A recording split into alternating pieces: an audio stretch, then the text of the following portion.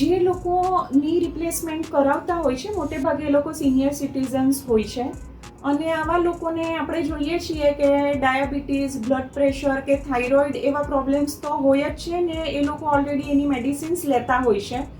તો એવા લોકોને એ ડાઉટ હોય છે કે મારા આ ડાયાબિટીસ અને બ્લડ પ્રેશર સાથે પણ હું આ ની રિપ્લેસમેન્ટ સર્જરી કરાવી શકું?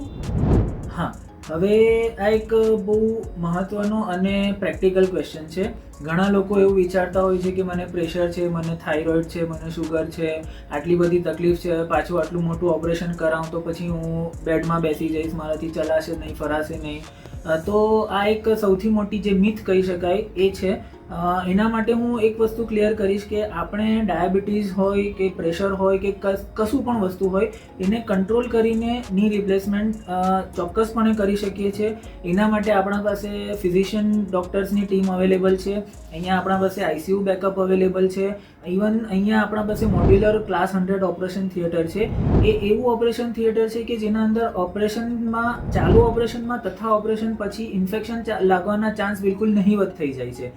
એટલે ધારો કે જો પેશન્ટને ડાયાબિટીસ હોય તોય આપણે બહુ સારી રીતે ની રિપ્લેસમેન્ટ કરીને બહુ સારા રિઝલ્ટ લાવી શકીએ છીએ.